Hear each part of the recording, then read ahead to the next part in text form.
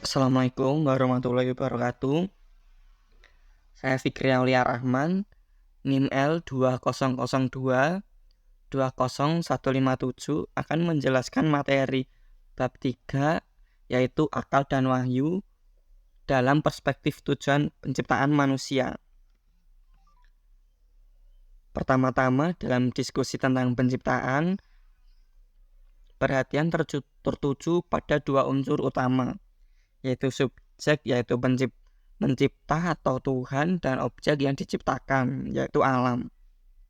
Dalam perspektif filosofis, Tuhan dianggap sebagai subjek yang mencipta segala yang ada, sementara alam merupakan objek dari penciptaannya. Al-Quran sebagai firman Allah menegaskan hal ini dengan menyebutkan dalam surah Al-Fussilat bahwa Tuhan akan menunjukkan tanda-tanda kebesarannya baik di jagat raya maupun di dalam diri manusia. Manusia sebagai salah satu makhluk Tuhan memiliki dimensi fisik karena terbuat dari tanah, sekaligus dimensi spiritual karena ditiupkan ruh oleh Tuhan ke dalamnya. Dan posisi uniknya di antara alam dan Tuhan, manusia memiliki potensi untuk berkomunikasi dengan keduanya. Kedua, manusia tidak diciptakan Tuhan tanpa tujuan yang jelas. Tulisan ini berusaha mengungkapkan tujuan penciptaan manusia oleh Tuhan. Pertanyaan mendasar diajukan terkait sarana yang diberikan Tuhan kepada manusia untuk mencapai tujuan penciptaannya. Apakah akal dan wahyu merupakan sarana yang dimaksud? Jawaban atas pertanyaan ini akan dijelaskan lebih lanjut dalam materi yang berikut. Manusia sebagai puncak atau tujuan akhir penciptaan alam. Tumbuhnya sebatang pohon menurut pandangan Rumi mengandung tujuan utama yaitu menghasilkan buah. Rumi mengilustrasikan argumentasi dengan merujuk pada realitas pohon pisang yang terus tumbuh hingga menghasilkan buah, lalu baru mengalami kematian. Secara analogis, dalam perspektif penciptaan alam, manusia dianggap sebagai puncak atau tujuan akhir. Alam sebagai buahnya diartikan sebagai manifestasi dari manusia.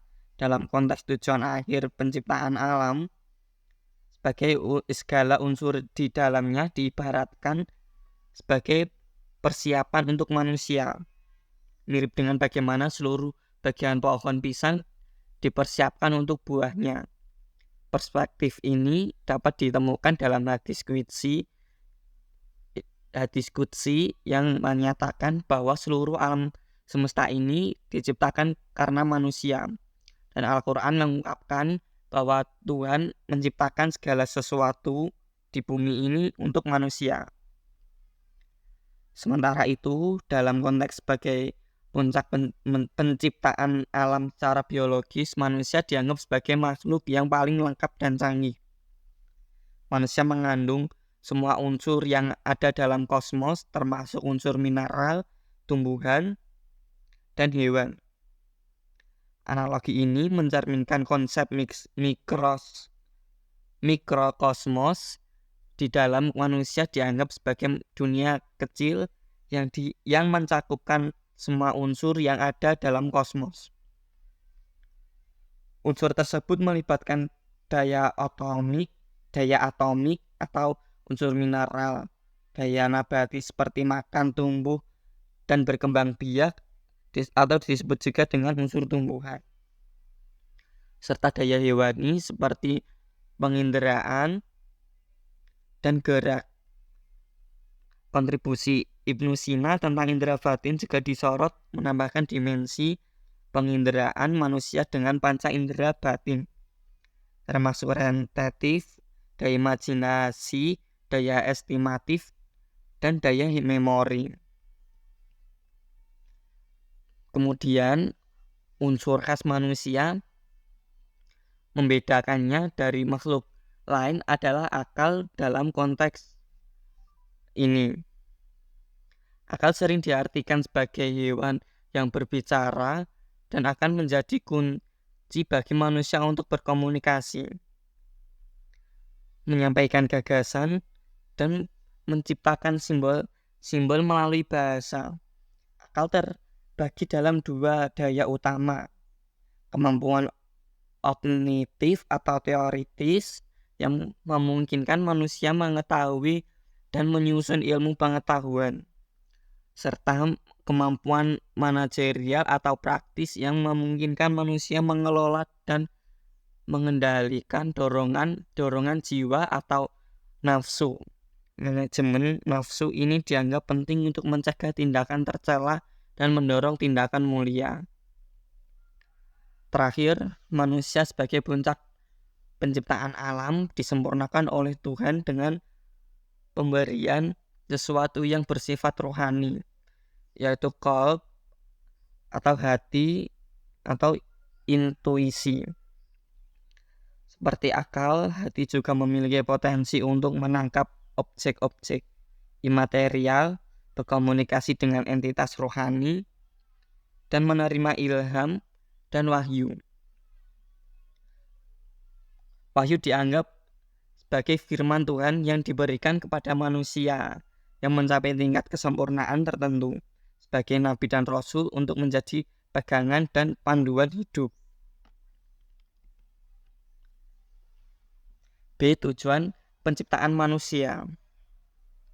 Manusia sebagai puncak penciptaan alam menurut informasi dalam Al-Quran diciptakan dengan tujuan utama sebagai khalifah atau wakil Tuhan di muka bumi. Dalam konteks penciptaan, tujuan ini berbeda dengan tujuan penciptaan makhluk lain seperti jin atau seluruh isi bumi dan langit. Penciptaan manusia sebagai khalifah menunjukkan peran uniknya sebagai instrumen untuk melaksanakan kehendak Tuhan di bumi.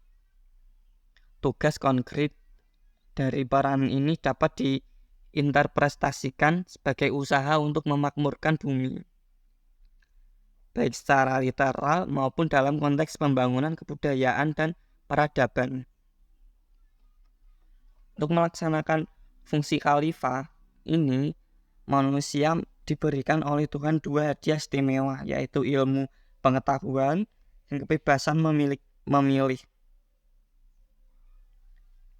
Ilmu pengetahuan memberikan manusia pemahaman dan wawasan untuk melaksanakan perannya dengan bijaksana. Sementara kebebasan memilih memberikan kekuatan untuk membuat keputusan moral dan etis. Dengan hadiah ini, manusia memiliki potensi untuk membawa perubahan positif dalam membangun kebudayaan dan peradaban, sesuai dengan tujuan penciptaannya. Dalam diri manusia, Tuhan telah melengkapi sarana piranti seperti akal sebagai sarana internal dan wahyu sebagai fasilitas eksternal. Akal memiliki kemampuan berpikir, merenung, dan mengambil keputusan rasional.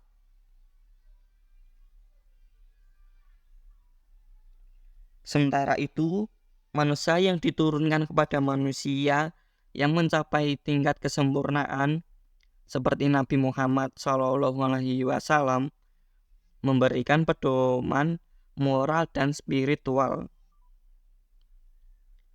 Kombinasi dari akal dan wahyu memberikan manusia potensi untuk mencapai pengetahuan dan kebebasan memilih dalam rangka kemampuan perannya sebagai khalifah. Dengan anugerah ini, manusia diharapkan dapat membangun kebudayaan dan peradaban yang mencerminkan nilai-nilai kebenaran dan keadilan.